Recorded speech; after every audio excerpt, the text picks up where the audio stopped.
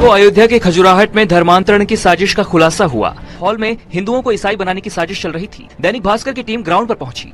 स्थानीय लोग हमें उस हॉल तक लेकर गए। सौम्या सिलाई कढ़ाई प्रशिक्षण केंद्र नाम से हॉल के बाहर एक बोर्ड लगा था। सौम्या सिलाई कढ़ाई प्रशिक्षण केंद्र है, नीचे Jesus is great, praise the Lord. अब ऐसे लिख करके लोगों को, गरीब लोगों को ये अपना टारगेट बनाते हैं। यहाँ रविंद्र तिवारी हमें मिले। उन्होंने कहा कि मोतीलाल हमें चाय की दुकान पर मिला और हॉल में आने को कहा। ऐसा है कि मैं और राम जियावन जी, ये जो है हम दोनों वहीं चाय की दुकान पे बैठे हुए थे, चर्चा कर रहे थे। हमारे पैर में भी दर्द हो रही थी। वहीं जो है ये मोतीलाल बैठा हुआ था। हम लोगों की सारी बात उसने सुना।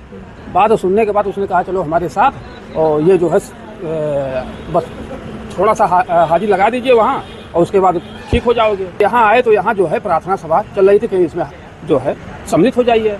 तो हम जो है यहाँ पहले से जो है दो थे, एक उसका साथी था और दिलीप, और उसकी पत्नी मीरा कुमारी, ये तो पहले से थे। और महिलाएं और बच्चे और पुरुष भी थे, इसमें लगभग 30-35 की संख्या में थे। बात हुई, मैंने कहा भाई हम तो इसमें नहीं शामिल हो पाएंगे। राम जियावन जी भी थे, तो सारी जानकारी हो गई कि ये जो है धर्म परिवर्तन का मामला यहाँ चल रहा है। तुरंत जो है किसी तरह से वहाँ से निकले। वो भी आने नहीं दे रहा था, वो मोतीलाल जो है वो आने नहीं दे रहा था। कई रजिस्टर बना हुआ था कि ये आदमी कितना लोगों को लेके आ रहे हो, उसमें एजेंट थे।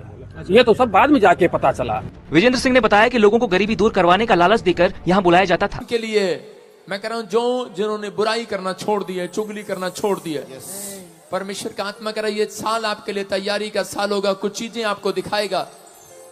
कई जगह ठंड पड़ती होगी, वहां गर्म हो जाएगा। पहाड़ियां बर्फ की पिघल जाया करेंगी। आप कहेंगे यहाँ तो ठंड थी, कुल्लू मनाली हम ठंड मनाने गए थे, वहां गर्मी लग रही है। आपको मौसम के क्लाइमेट चेंज होते नजर आएंगे। जो आप सोच रहे हैं वो नहीं होगा। कई जगह पर आपको सूखे की गुड न्यूज मिलेगी। इसको बोलते हैं गुड न्यूज। जिन लोगों ने पानी को वेस्ट किया है, पानी की कदर नहीं किया, वो लोग देखेंगे पानी की प्रॉब्लम को, किल्लत को। अबालबा शबालबा, पवित्र आत्मा कहता है कि कुछ देश कोशिश करेंगे भारत से ऊपर आने की, लेकिन ऊपर नहीं आएंगे। भारत एक ऐसी खोज कर लेगा जिसका चारों तरफ देशों में नाम हो जाएगा यीशु मसीह के नाम में। केजरीवाल को मैंने कुछ समस्या में देखा, प्रार्थना करें। ममता बनर्जी को कुछ समस्या में देखा, परमेश्वर का आत्मा करे कुछ लोग इकट्ठे होकर दुआ करें अपने सीएम के लिए, अपने देश के लिए, प्रधानमंत्री के लिए। आइए हम सब सिर पे हाथ रखें और प्रार्थना करते हैं सबके लिए। परमेश्वर का आत्मा बात कर रहा है। मैंने कहा कि आप पहचान नहीं पाएंगे, इतने चमत्कार होंगे 2024 में। जवान लोग भविष्यवाणियां करने लगेंगे। 2024 में यूपी बहुत अमीर हो जाएगी। आमीन। 2 साल से बोल रहा हूं, परमेश्वर सुनता आ रहा है। 5 कंट्रियां एक करेंसी बनाएंगी। ये मैं 3 साल से बोलता आ रहा हूं और वो आप सुनते भी आ रहे हैं। लेकिन 2024 खत्म होते ही दिसंबर और मार्च के अंदर आपको सिर्फ 100 और 50 के नोट बचेंगे। समझने वाला समझ ले, बाकी अंदर कर ले। राजपाल यादव जी अंदर कर लेना, बाकी सारे बोले हालेलुया हालेलुया। समझ में आ रहा है? आपके फायदे के लिए परमेश्वर बता रहा है। कुछ करेंसियां, जो लोग बैंकों में पैसा डालते हैं, आपको न्यूज सुनने को मिलेगा ऐसी आर्थिक तंगी आएगी, कई देशों की इकोनॉमी खराब हो जाएगी। और जिन्होंने बैंकों में पैसा डाला होगा वो बैंक के करप्ट कर लिया जाएगा। पैसा गायब। पैसा रखे तो रखे कहां? बाइबल बोलती है, ये भविष्यवाणी है। ऐसा 2024 अक्टूबर, नवंबर, दिसंबर, 25 में, मार्च में, 2025 में भी आपको सुनने लगेंगे। आपके पास 8 महीने हैं अभी गौर करने के। हालेलुया। हम क्या करें? जो लोग महंगाई के लिए बोल रहे हैं, महंगाई और बढ़ेगी, महंगाई और हो जाएगी। लेकिन परमेश्वर का आत्मा कह रहा है कि बहुत सारे लोगों के अंदर पवित्र आत्मा की प्रेजेंस आएगी, आत्मा उतरेगा, बहुत तेजी के साथ ग्रोथ करेगा भारत में। कह रहा यहां से लोगों को, कह रहा चंडीगढ़ से, बहुत सारे भारत से बच्चे विदेशों में जाया करेंगे यीशु मसीह के नाम में। लेकिन ऐसी जगह में बुलाना पड़ेगा उन्हें। परमेश्वर का आत्मा कह रहा है लेकिन भारत में इतना पैसा, इतनी फैक्ट्रियां, इतनी बड़ी बड़ी कंपनी आने वाली हैं कि आपके बच्चे बाहर नहीं, यहीं पर काम में बहुत बड़े पैसा कमाया करेंगे यीशु मसीह के। परमेश्वर का आत्मा आपके लिए जरिया बनाने के लिए जा रहा है। कुछ स्कीम आएंगी बहुत सारे लोगों के लिए जिनके नाम GNRSPKL, M से, D से, VI से। सुनो, होली स्पिरिट आपसे बात कर रहा, बालाबा शबालाबा। क्या आप विश्वास करते हैं इस बात पर? अपने बैंक में आज डेट में देख लेना, आपके पास एक पैसा। मसीह की God bless you all of you. मेरे फ्रेंड्स, मेरे भाई, मेरे बुजुर्ग, कैसे हैं आप सब? मैं जानता हूँ परमेश्वर आपको देख रहे हैं और आप परमेश्वर की निगरानी में। आज हम एक ऐसे विषय के बारे में बात करना चाहते हैं जो हम सब रोज प्रार्थना करते हैं और रोज उस विषय के लिए चिंता भी करते हैं और मनन भी करते हैं। बाकी वो विषय है हमारे जीवन का आने वाला कल, जिसके बारे में हम ये सोचते रहते हैं कि कल हम क्या करेंगे और कल हमारा क्या होगा, कल हमारे बच्चे स्कूल जाएंगे कि नहीं जाएंगे, कल हमारे जिंदगी में कुछ खुशियाँ आएगी कि नहीं आएगी, कल हमारे जीवन में जो हम चाहते हैं वो पूरा होगा कि नहीं होगा, हमारी सेहत कल कैसी रहेगी और हमारा परिवार सुरक्षित रहेगा कि नहीं रहेगा। ये कल आपको रोज कहीं ना कहीं एक क्वेश्चन मार्क जरूर देता है। मैं जानता हूँ कि जो परमेश्वर को जानते हैं वो ऐसी बात कभी नहीं करते और ना ही ऐसा सोचते हैं, पर शैतान हमारे चारों ओर है। और ये विषय उन लोगों के लिए जो लोग परमेश्वर को अभी जानने लगे हैं और परमेश्वर के प्यार में खो गए हैं, परंतु उन्हें न्याय और उन्हें नियम को जानना बहुत जरूरी है।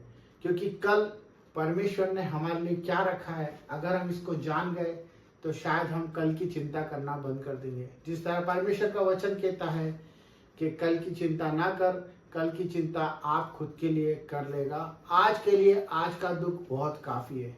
यही वचन परमेश्वर ने हमें इसलिए दिया है क्योंकि जो लोग भविष्य की चिंता करते हैं, जो अपनी खुद की सेल्फ चिंता करते हैं, जो अपने परिवार की चिंता करते हैं और कल के विषय में मनन लगा के अपनी पूरी जीविका खराब कर लेते हैं और ये नहीं सोच पाते कि हमें कल क्या करना है, उसी विषय में परमेश्वर हमें कहता है कि तू कल की चिंता मत कर, कल की चिंता आप खुद कर लेगा, आज के लिए आज का दुख ही काफी है। मेरे प्यारे मित्रों और प्यारे भाइयों, मैं आपको ये बताना चाहता हूँ कि परमेश्वर ने हमें ऐसा क्यों बोला है। क्योंकि परमेश्वर ये जानते हैं कि हमारे बच्चे उसके ऊपर विश्वास करेंगे। क्योंकि जो अनंत जीवन का स्वामी है, जो राजाओं का राजा है, वो हमारे कल की नहीं, वो हमारे जीवन की रक्षा करता है।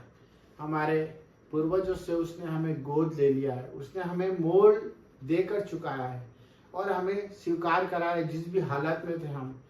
जब हम पहले ऐसे थे, जब हमारे भविष्य के बारे में हमें नहीं पता था, जब हम अपने बारे में सोच कर गलत कदम उठा लिया करते थे और पाप में पड़ जाते थे और उस पाप का परिणाम भी बहुत बड़ा भोगते थे। पर हम क्यों नहीं जानते कि आज हम वही गलतियां, वही व्यवहार वापस करेंगे तो हम किस तरह से प्रभु के कहलाएंगे।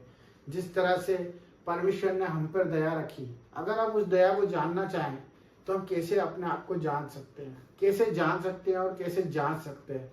ये वही वचन है जो परमेश्वर का हमें सिखा रहा है कि तुम कल की चिंता मत करो। मैं जानता हूँ आज मेरा भाई कैंसर में है, मैं जानता हूँ कि आज मेरी बहन परेशान है, कर्जे में है, मैं जानता हूँ मेरे भाई उन अपने भाइयों से लड़ रहे हैं, अपनी चीज़ों के लिए, हक के लिए दौड़ रहे हैं, अपने काम काज की चिंताओं में, ऑफिस के टेंशनों में, अपने वर्क की टेंशन में बहुत कुछ अपना खो रहे हैं, अपना आनंद खो रहे हैं। मेरे भाई बहनों, ये विषय परमेश्वर ने हमें इसलिए दिया है कि जब हम इस चीज़ को छोटा करेंगे, अपने कामों को अनुशासन से करेंगे, नियम से करेंगे और अपने मुख पर सच रखेंगे, हमसे जो होता है हम उसी को करें। हमारी आंखें जितना देखती हैं हम उसी को अपना काम का सोता बनाया, उतना ही चले जितना हम चल सकते हैं। क्योंकि परमेश्वर ने हमारा बोझ अपने ऊपर ले लिया है। व्यर्थ चिंता ना करें, हमें चिंता करने की कोई जरूरत नहीं है, क्योंकि परमेश्वर ने क्रूस पर अपनी जान दी, अपने इकलौते पुत्र को हमारे लिए इसलिए दिया कि हम नाश ना हो और हम विजय के जुलूस में चले और परमेश्वर की महिमा को देखें। और परमेश्वर की महिमा जब भी होती है जब हम परमेश्वर के पीछे अपना क्रूस उठाकर चलते जाते हैं। तो मेरे भाई बहनों, ये आपको समझना है कि हम अगर कल की चिंता करते हैं तो परमेश्वर के उस नियम को तोड़ते हैं जो परमेश्वर ने हमारे लिए बलिदान दिया। अगर आप महिमा देखना चाहते हैं और परमेश्वर के कामों को देखना चाहते हैं तो आज के आनंद में खुशियों से जियो, आनंद से अपने परिवार के साथ खुशियां मनाओ और प्रभु की आराधना करो, प्रार्थनाएं करो अपने पड़ोसी के लिए और अपने लिए भी। Thank you. जय मसीह की। तो सबको जय मसीह की। God bless you all of you. आज परमेश्वर हमसे कुछ कहना चाहता है। आज परमेश्वर हमारे लिए कुछ करना चाहता है। आज हमारा हृदय उसे पुकार रहा है। अगर हम ये चीजों को जानने लग जाएं और परमेश्वर